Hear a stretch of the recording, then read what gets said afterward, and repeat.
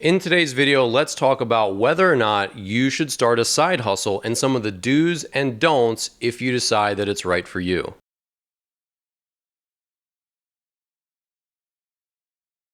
So if you're new here, I'm Dan Blewett. I'm an online entrepreneur. I'm the author of 4 books, a number of YouTube channels, and I'm also a former pro baseball player. I want to talk about side hustles because I still actually have a couple, even though I make my full-time income through YouTube and my online courses, my website, my book sales, all that sort of stuff. But I still do a couple things on the side. And I've actually gotten to this point as an online entrepreneur, piecing together lots of different sort of freelance gigs and side gigs since I sold my brick and mortar sports performance facility, which I owned from 2010 to 2019. So I learned a lot of stuff as a real brick and mortar business owner. And a lot of those things I took and applied them to my work on the web, saying, I learned these skills working with athletes in person. How can I now, branch out and reach a bigger audience on the web? But a lot of times those things start with a side hustle where you learn a new skill or you try to sort of test the waters. How do I like working with clients? How do I want to, there's a lot of different ways to have a side hustle. So I'm going to break this up into 2 sections. Number 1, why you should start a side hustle and why you should think about it. And number 2, some of the really important do's and don'ts and some of the traps that people fall into. So let's start with why you might want to start a side hustle. So the first reason that you should consider starting a side hustle is because it protects you from going to zero if you lose your job. We talk about 9-to-5 job security as, hey, you get a paycheck every month. You're going to get the same amount of income and you can budget out your life and all that sort of stuff. And that's great. And so there's a lot of job security in that sense, but there's also sort of not job security when you know that you work for someone else and they can let you go. They can fire you. And if they do fire you, your income went from $80,000 a year to $0. And then you're really hurting. And if your lifestyle is such that you don't have tons and tons of savings and leftover every month, that can really put you in a bad position. So a side hustle helps to insulate you from that. You won't go to zero anymore if you lose your job. So say you make $100,000 a year. If 20% of that is from your side hustle, and 80% of that, 80,000, is from your regular job, your 9-to-5 job. Well, if you lose that 9-to-5 job, you still have $20,000 a year in income coming in. And that's just going to help. Is that going to completely, make you okay if you lose your full-time gig? Probably not, but it's definitely going to slow the bleeding and give you options, right? Maybe you can take a lower paying job and still be okay because you've got that 20K from your side hustle. So the number 1 thing is it protects you from going to zero, which makes you anti-fragile. It makes you more resilient. The number 2 reason to start a side hustle is that it gives you freedom to step away either all at once or in part. So let's go back to the example of making $100,000 where 20% of it, $20,000, is from your side hustle.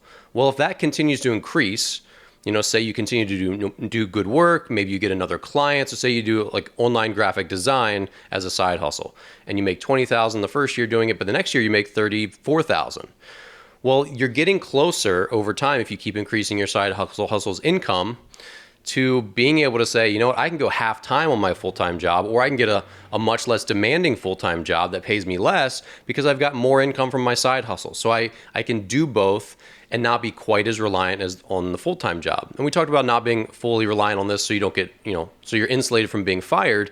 But it's also to say, if I want to step away from this job and have more freedom for whatever it is that I want to do, or to maybe make my side hustle my full-time thing, as your income ratchets up, it gets you closer and closer to doing that. And that's a really exciting thing. So if you decide, hey, maybe I do want to do something completely different in the future, but I really still need my 9-to-5's income now, you start the side hustle and see how it goes. And if it builds, then it's going to make it much easier for you to leave your full-time job.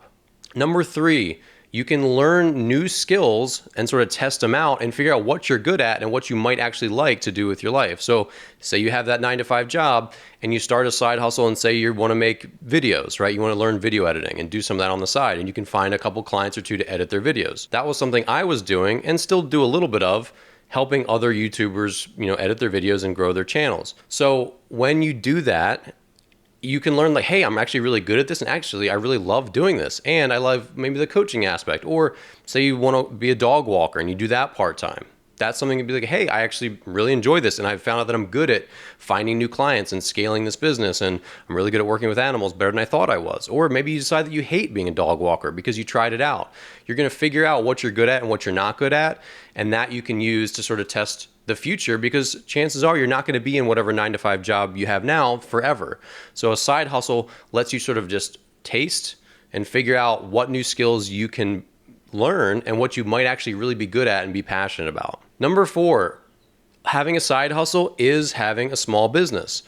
And you're going to learn a lot about the business side of things when you do that. So if you've only had a 9 to 5 job and you've never had to, pay your quarterly taxes and make a budget and balance your business expenses with your revenues and maybe manage an employee or two if your side hustle starts doing well. If you've never had to do those things, it's hard for you to relate a lot of times to the overall business that you might be working for in your 9 to 5. And when you start to do some of these things for yourself as self-employed or freelancer on, with your side hustle, that helps you really just develop this overall appreciation for business and this bigger understanding, where maybe your side hustle now leads to a bigger business in the future. It might be completely separate, but because you start to gain some of this business acumen and financial acumen that goes with it, it helps you figure out, do I want to be an entrepreneur in the future? And how can I bring a better understanding to maybe my 9 to 5 job as a piece, as a machine, or as a cog in that big business machine? It can help you in a lot of different ways in your career.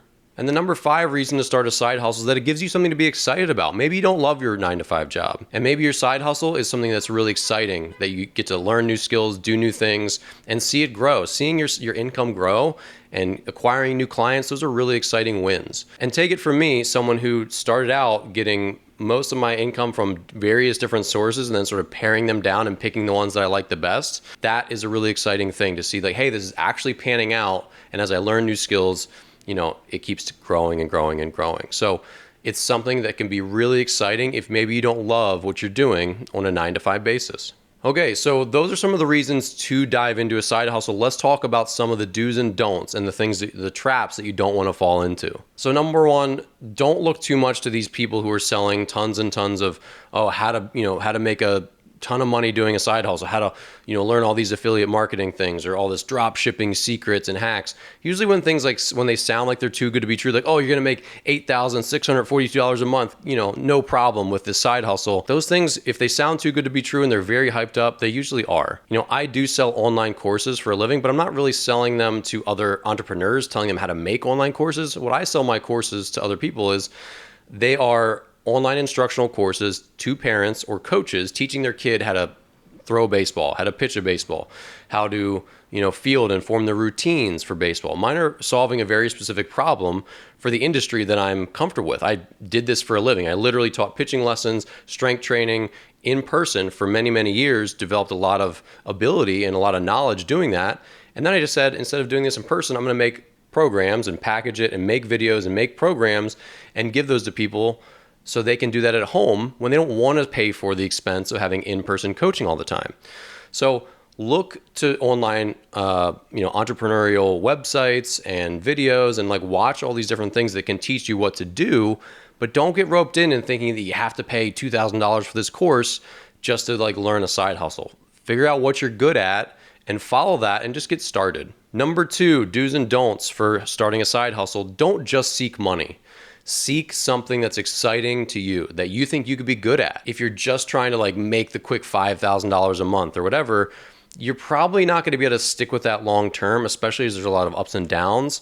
So make sure you're doing something that you actually have some amount of passion for, or you've got a lot of skills at, where you think, I'm really, really good at this. I could do this for myself.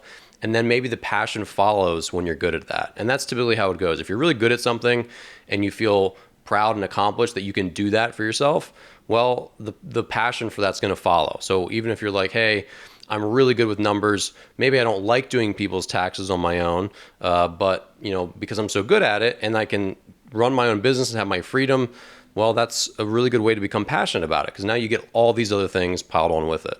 Number 3, do's and don'ts. Be open to your side hustle evolving. So maybe it's right off the bat, you just want to write copy for websites, or you just want to do landscaping work on the side.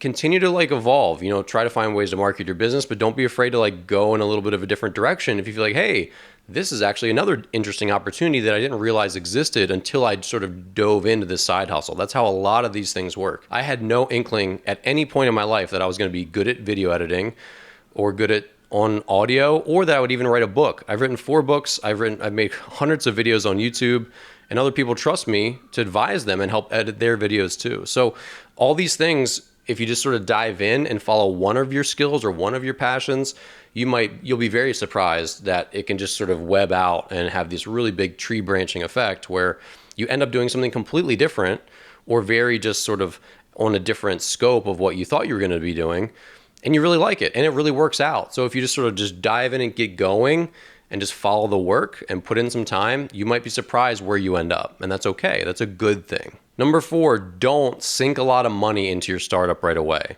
Just try to get going, spend the money that you need to spend to look professional and to have the tools that you need.